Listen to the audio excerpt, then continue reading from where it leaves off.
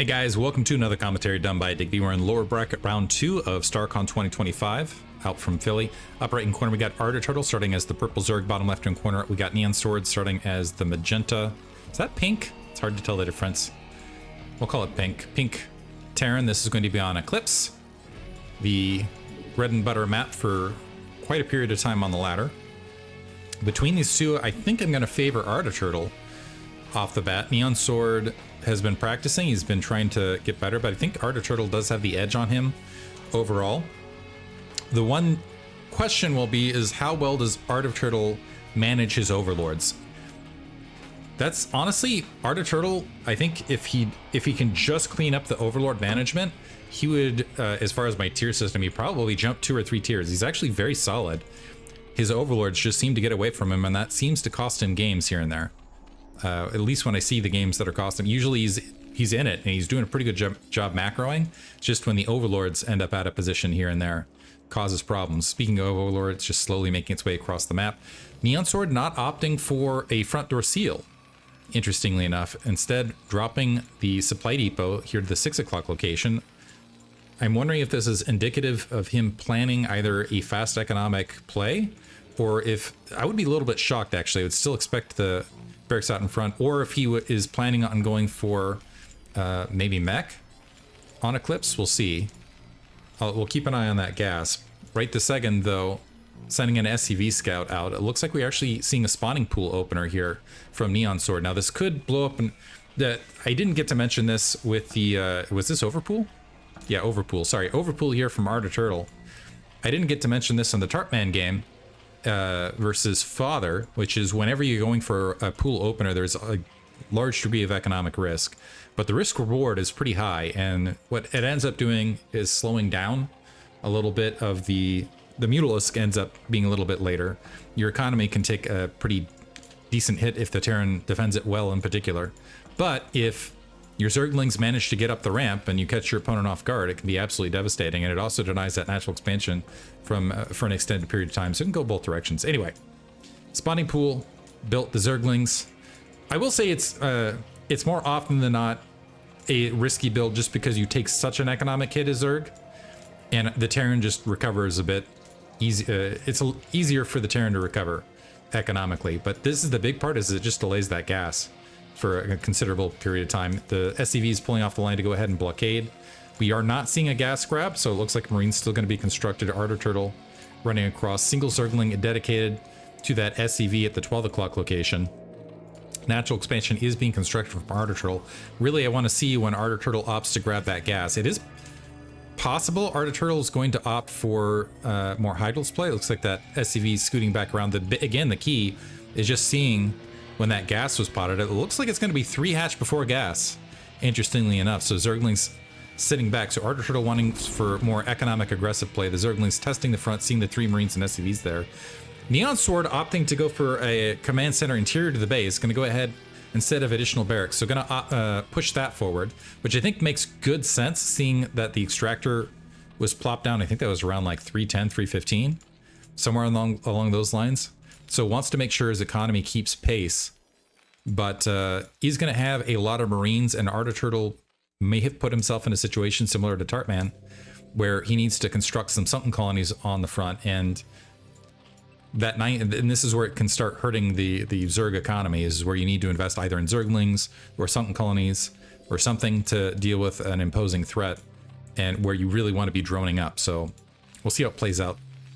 Command center close to finish. Academy just now getting tacked on. Arda Turtle has supply blocked himself here briefly. Is teching to layer around the 415 mark. So what is that? 505, 510 finish. So see Mutalisk probably around 640. We'll see how NeonSword times his defenses around there. SCV trying to make its way out. I might have been completely off on that. It's just me trying to commentator sense and remember. I'm going to make more guesses on this to try to improve my commentating. That's what we'll say. Layer about halfway finished. We'll keep an eye on it.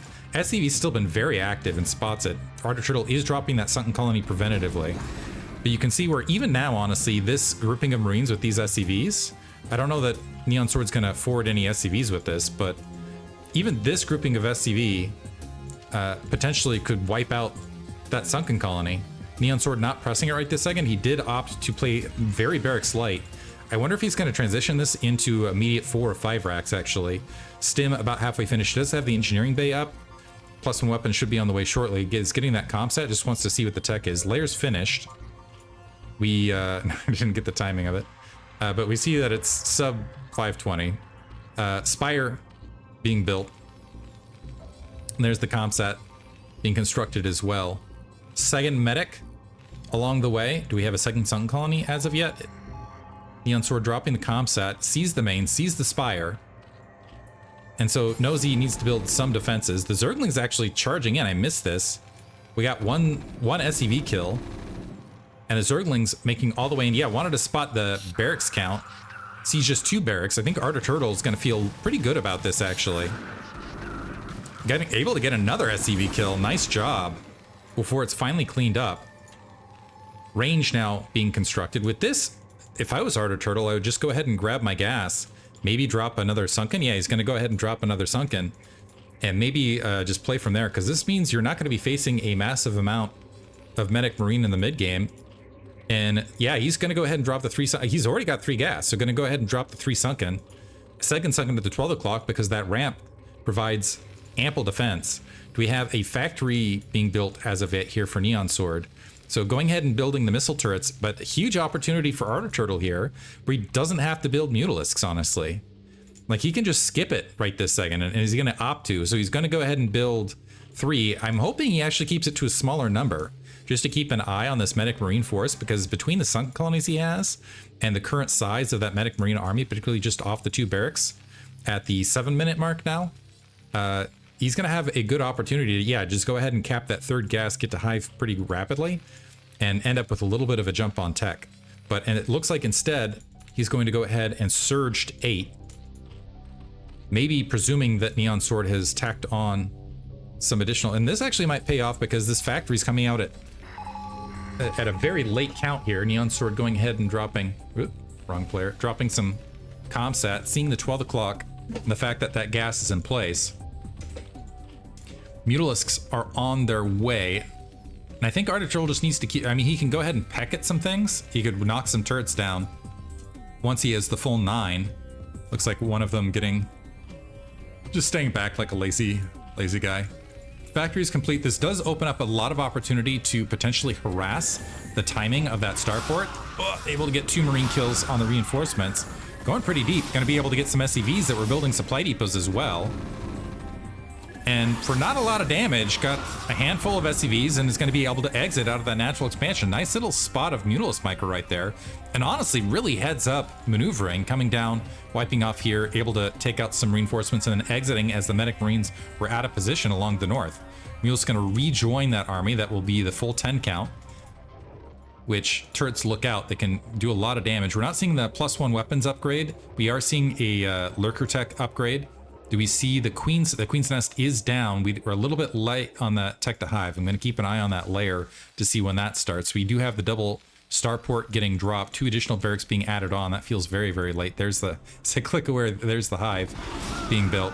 And Ardor Turtle getting some pretty good value, stopping that bunker from being built. A NeonSword playing very defensively right here when he needs to start playing, in my opinion, a little bit more aggressively, and tax Ardor Turtle to build some more defense or attack units out on the map. We got +1 weapons range. Granted, this is a lot of Mutalisks in 10, but I don't know. We'll see how it works out. Right now, Ardor Turtle's nearly even on workers. We do have the double starport add-on dropping. There's the science facility being built as well. Second engineering bay being dropped. So NeonSword looks like he just wants to sit back. But in the meantime, Ardor Turtle has more or less matched him as far as supply, matched him as far as economy, is got the evolution chamber on the way and double evolution chamber, and is well on his way for tech here. So he could play a very, very strong Lurkerling mid game and defend a lot that NeonSword's trying to pump out. It looks like it's still just 4 barracks, 1 Mutalisk getting wiped out right there. The Marines just patterning back. Yeah, just gonna stay back in the main, concerned about the Mutalisk threat. We got the science vessels being constructed. Irradiate also being built, and some lurkers starting to move towards the forward front. They can They might even be able to get to the forward front before this army is really able to make its way out. Looks like the damaged Marines are hanging out inside that bunker. But right now, Arctic Turtle in a great position. He's going to have that Defiler Mound up pretty rapidly. He's going to have 5 Lurkers out on the front very rapidly. Has picked off a few Marines here and there. Is he going to go for a dive here? Oh, Arctic Turtle. I don't know that he needs to go for a dive. It still might play off, though. The Lurkers grouping up near the turret line. The bunker's down. The Zerglings are more Lurkers diving in. We have some Comsat to work with. Marines trying to flood through. The Mutalisks just getting wiped out. But we got 5 Lurkers now at the natural expansion. This is before Dark Swarms here. Here come the Science Vessels that'll provide some additional scouting. The Zerglings mixing up the fray. Comsat gonna get wiped out. Natural expansion lifted, and now NeonSword in a lot of trouble. But heads up on Arctic Turtle to recognize that NeonSword simply did not have enough raw cruft to defend against this while they were out of position in the main. So natural expansion's now been shut down. Arctic Turtle has the option to press or defend. Does he have Defilers on the way? He's got more Hydralisks making the way forward. A couple drones accidentally misrallied here. Finally an Irradiate dropped, but that's only 2 Irradiates, and we've got a lot of Lurkers here. More Lurkers can be morphed on the front. Careful. Careful there, Mutalisks. Still some Zerglings camping out there, and if we have a Defiler and Consume, in not too long, this will be a dead game. Consume is 2/3 finished. On top of that, NeonSword, I think this is Arctic Turtle's game to lose for sure at this stage, because NeonSword's also down to 1 base production versus the 3 base production of Arctic Turtle. Looks like the Zerglings have been picked off. The Marines starting to charge forward. Looks like they are going to be able to clean up the Lurkers and recap that natural expansion, but we've got a slew of additional Lurkers being built on the front. And this is very, very close to... You get a Dark Swarm or 2, and that'll be it. But the Defiler not yet in position. This is going to be... Oh! Arctic Turtle going again. 2 Science Vessels picked off. Medic Marines taking some damages as they're on retreat, and Arctic Turtle again pressing forward, playing very aggressively. I thought he was going to end up waiting for the Defilers, but no, just pressing the issue with the Lurkers. There's the Defiler, more Zerglings making the way forward. This is going to be game shortly. Emergency bunkers attempting to get constructed. But honestly, this looks like it might be too little too late. Consume is finished, so not sure where Arctic Turtle's attention is. Looks like he's also grabbing an additional base on top of this. Absolutely stellar. More Irradiates getting dropped. Some Zerglings filing their way in a little bit ahead of this Defiler. But as soon as a Dark Swarm drops right here, yeah, that should be match. Yeah, there's GG from NeonSword. Well played from Arctic Turtle. NeonSword now eliminated.